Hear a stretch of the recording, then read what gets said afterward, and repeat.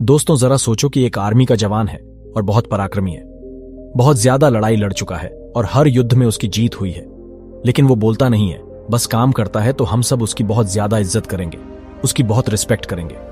लेकिन वही व्यक्ति यदि राजनीति में आ जाता है और बोलना शुरू करता है, तो अब सोचो, क्या आप उसकी इज्जत इतनी करोगे जितनी पहले करते थे?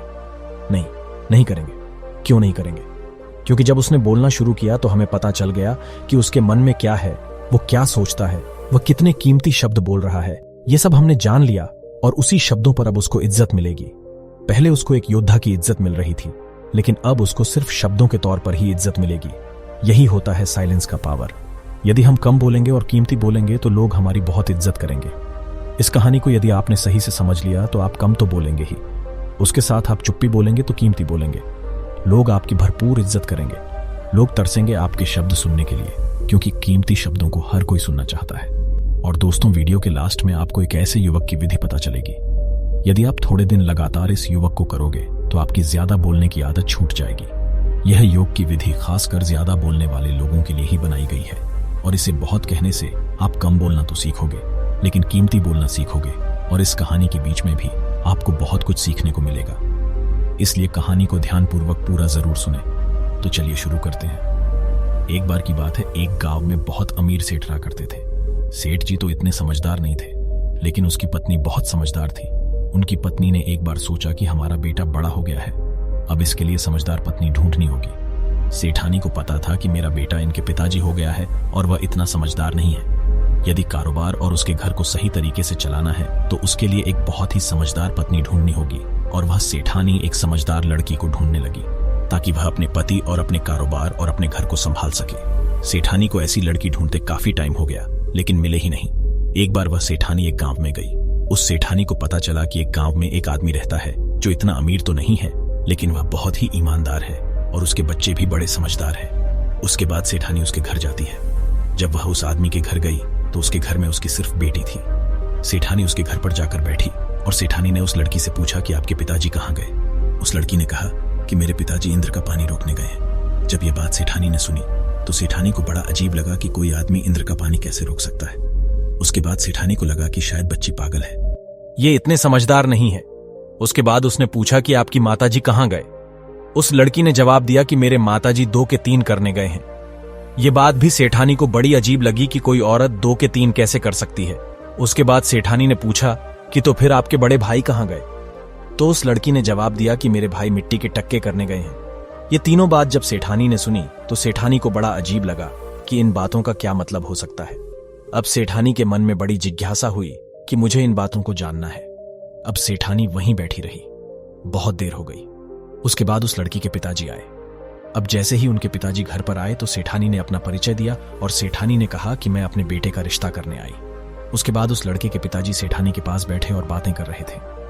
तभी सेठानी ने बड़ी जिज्ञासा मन से पूछा कि भाई साहब, जब मैंने आपकी बेटी को पूछा कि आप कहाँ गए हैं तो आपकी बेटी ने कहा कि आप इंद्र का पानी रोकने गए हैं। मैं इस बात को समझ नहीं पाई। इस बात का क्या मतलब है कि आप इंद्र का पानी रोकने गए? उसके बाद उस व्यक्ति ने कहा कि हाँ सेठानी जी, मैं इंद्र का पानी रोकने ही गया था।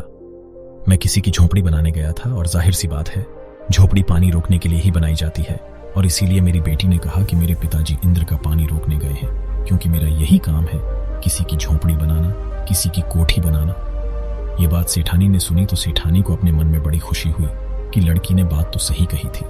उसके बाद सेठानी ने पूछा कि जब मैंने आपकी पत्नी के बारे में पूछा कि आपकी माताजी कहाँ गए हैं तो आपकी लड़की ने कहा कि 2-3 करने गए हैं। इस बात का क्या मतलब है?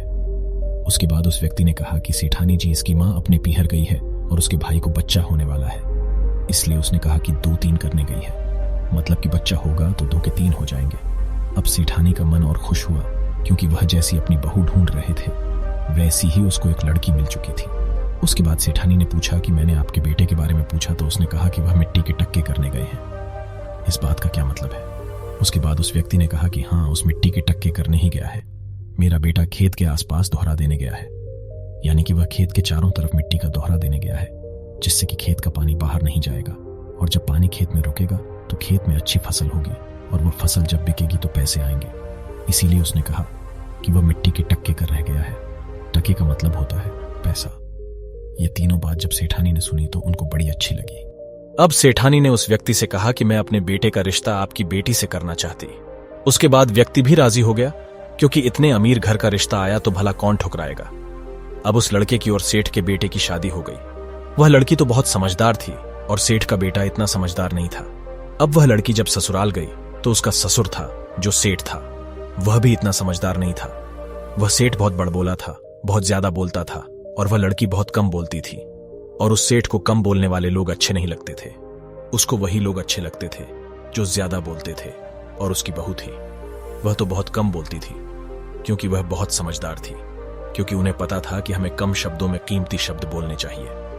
अब सेठ जी को तो अपनी बहू पसंद नहीं आई, तो वह अपनी बहू पर ध्यान रखने लगा कि वह क्या करती है, कहां जाती है, क्या क्या काम करती है, वह अपने मन में क्या सोचती है। यह सब बातें जानने के लिए वह सेठ जी की बहू का पीछा करने लगे। अब एक दिन की बात थी। उसकी बहू तालाब पर पानी लेने गई तो उसका ससुर अपनी बहू को ध्यान रखने के लिए उसके पीछे पीछे चला गया। वह लड़की बहुत समझदार थी। उसको पता चल गया कि मेरा ससुर मेरा पीछा कर रहा है। अब जैसे ही वह लड़की तालाब से अपना गड्ढा भरती है तो वहां पर 3 लोग आते हैं और तीनों लोग कहते हैं कि बेटा, हम आपके घड़े का छन्ना हुआ पानी पीना चाहते हैं, क्योंकि तालाब बहुत गंदा है। क्या आप हमें अपने घड़ा का पानी पिला दोगी? उसके बाद उस लड़की ने कहा कि आप लोग कौन हैं? आप अपना परिचय बताओ, उसके बाद ही मैं आपको पानी पिलाऊंगी। उसके बाद उन तीनों में से एक व्यक्ति ने कहा कि मैं एक यात्री और मुझे आप पानी पिला सकती हैं, क्योंकि यात्री को पानी पिलाना पुण्य का काम है। उसके बाद उस लड़की ने कहा कि दुनिया में 2 ही यात्री हैं। आप तीसरे यात्री कौन हैं? आप अपना परिचय बता दीजिए, मैं आपको पानी पिला दूंगी। अब उस आदमी को नहीं पता था कि 2 यात्री कौन हैं। यह बात वह समझ नहीं पाया, इसीलिए वह एक तरफ जाकर खड़ा हो गया। उसके बाद दूसरा व्यक्ति आया और उसने कहा कि मैं एक गरीब व्यक्ति हूं और गरीब की मदद करना पुण्य का काम है, इसलिए आप मुझे पानी पिला दीजिए। उसके बाद उस लड़की ने कहा कि गरीब तो दुनिया में 2 है, तुम तीसरा कौन है? अपने पीछे 2 और पानी पी लो। यह बात भी वह नहीं समझ पाया कि दुनिया में 2 गरीब कौन है, और वह व्यक्ति भी एक तरफ जाकर खड़ा हो गया। उसके बाद तीसरा व्यक्ति आया। उसने कहा कि मैं मूर्ख और मूर्ख की हमेशा मदद करनी चाहिए, ताकि वह अपनी मूर्खता से बाहर निकल सके। उसके बाद उस लड़की ने कहा कि दुनिया में मूर्ख 2 ही है, तुम तीसरे कौन हो? अपना परिचय दो और पानी पी लो। अब वह व्यक्ति भी यह बात नहीं समझ पाया कि दुनिया में 2 मूर्ख कौन है। उसके बाद तो लड़की अपना घड़ा उठाकर जैसे चलने लगती है। उसने तीनों व्यक्तियों से कहा कि तुम मेरे घर आ जाओ, मैं आपको पानी पिला दूंगी। वह तीनों व्यक्ति भी उस लड़की के पीछे पीछे उसके घर की तरफ जाने लगे। यह सब कुछ उस लड़की का ससुर देख रहा था। उसके ससुर को बहुत बुरा लगा कि कैसे मेरी बहू किसी अनजान लोगों से बात कर रही थी और वह अपने घर पर भी लेकर जाती है। ऐसे करके उसका ससुर अपनी बहू को गलत समझ लेता है और वह ससुर सीधा ही राज दरबार में चला जाता है। इधर वह लड़की अपने घर जाती है और घर जाकर अपना घड़ा नीचे रख के इन तीनों राहगीरों को पानी पिला देती है। इधर उस लड़की का ससुर राज दरबार में गया और उसने सारी बात बताई। राजा ने आदेश दिया कि उन तीनों राहगीरों को पकड़कर राज दरबार में ले आओ और बहू को भी बोल दो कि वह भी राज दरबार में आए। उसके बाद तीनों व्यक्ति भी राज दरबार में पहुंच गए। उनका ससुर भी राज दरबार में था और उनकी बहू भी राज दरबार में आई। उसके बाद राजा ने कहा कि बेटा, आपको ससुराल आए ज्यादा दिन नहीं हुए और आपके ससुर जी ने आप पर आरोप लगाया है कि आप गलत कार्य करते हैं। उसके बाद उस लड़की ने कहा कि मैं अपने ससुर के मुंह से सुनना चाहती हूँ कि मैंने क्या गलत किया है। उसके बाद ससुर ने कहा कि जब तीनों व्यक्ति तुमसे पानी पिलाने के लिए कह रहे थे तो तुमने पानी क्यों नहीं पिलाया, और तुमने इन 3 लोगों से कहा कि 2 यात्री हैं, 2 गरीब हैं और 2 मूर्ख हैं। अब मुझे बताओ कि ये लोग कौन हैं? उसके बाद उस लड़की ने कहा कि मैंने पहले व्यक्ति से पूछा था कि इस दुनिया में 2 ही यात्री हैं और वह है सूरज और चांद। ये चलते रहते हैं और तीसरा तो इस दुनिया में यात्री है ही नहीं, तो मैं भला पानी क्यों पिलाऊं, क्योंकि मेरे पिताजी ने कहा है कि बिना जान पहचान किसी से भी बात मत करना। उसके बाद मैंने दूसरे से पूछा कि तुम कौन हो, तो उसने कहा कि मैं गरीब हूं, लेकिन इस दुनिया में करीब तो 2 ही है, एक है बेटी और दूसरा है बैल। बेटी को जहां कहीं वहीं ससुराल जाना पड़ता है और बैल को जैसे कहो वैसे हल करना पड़ता है, और तीसरा कोई दुनिया में करीब ही नहीं, इसलिए मैंने उसे पानी नहीं पिलाया। उसके बाद मैंने तीसरे व्यक्ति से पूछा तो उसने कहा कि मैं मूर्ख हूं, और मूर्ख तो दुनिया में 2 ही है और वह 2 मूर्ख है। एक तो मेरा ससुर जिसने मुझे बिना जाने मेरा पीछा किया, और दूसरा मूर्ख है यहाँ का राजा जिसने भरी सभा में उसके नगर की बहू को बुलाया और यहाँ पर उससे वह सवाल कर रहा है। उसके बाद उस लड़की ने कहा, मैंने इन लोगों को पानी इसलिए नहीं पिलाया क्योंकि ये लोग अपनी पहचान नहीं बता पाए और घर पर मैंने इसको पानी इसलिए पिलाया क्योंकि घर आए मेहमान की पहचान नहीं पूछी जाती, उसको पानी पिलाया ही जाता है। यह हमारा धर्म है। यह सब जानने के बाद राजा को थोड़ा बुरा तो लगा, लेकिन राजा यह बात समझ चुका था कि नगर में किसी की बहू को इस तरीके से सभा में बुलाकर सवाल जवाब नहीं पूछे जाते। उसके बाद राजा उस लड़की को आदेश देता है कि आप अपने घर चले जाओ। आप तो वाकई बहुत समझदार। आप कम बोलती हैं लेकिन बहुत कीमती बोलती हैं, और हर व्यक्ति को ऐसा ही होना चाहिए। कम बोलने का मतलब दोस्तों यह नहीं है कि हम चुप हो जाएं, कुछ भी ना बोलें। कम बोलने का मतलब है कि हम जब बोलें तो लोगों के दिल में लगनी चाहिए हमारी बात। वाकई अगले ने क्या बात कही है वह यही होता है कम बोलकर कीमती बोलने का। हमारे शब्दों की कीमत होनी चाहिए। फालतू बोलने वाले तो बहुत सारे मिल जाएंगे जिनको पता भी नहीं रहता है कि वह क्या बोल रहे हैं। कभी कभी ऐसे बोल में उनको शर्मिंदा भी होना पड़ता है। तो इसीलिए हमको कम बोलकर कीमती बोलना चाहिए, और यह होगा एक योग से। क्योंकि जब हमारा मन शांत हो जाएगा, हमारी मानसिक अवस्था शांत हो जाएगी, तो हम कम ही बोलेंगे और शांत रहेंगे, क्योंकि हमारा मन शांत रहता है। हम बहुत कम बोलते हैं, और दोस्तों ये योग है यिनी योग। इस योग को करने के लिए आपको कुछ भी अलग नहीं करना है। आपको जो फोटो में दिख रहे हैं ये सब योग आपको करने हैं, लेकिन इनको आपको धीरे धीरे करना है। आपको बहुत समय लगाना है। जब आप यिनी योग करना शुरू करो तो आप 1 मिनट सिर्फ 1.5 मिनट का समय लगाओ। उसके बाद समय को बढ़ाते जाओ, 5 मिनट, 10 मिनट, धीरे धीरे। योग करने का मतलब होता है कि आप अपने मन को धीमा कर रहे हो, अपने मन को शांत कर रहे हो। ये योग चाइना से शुरू हुआ था और बहुत ही गजब का है। आपके शारीरिक और मानसिक अवस्था को बहुत ही शांत कर देगा।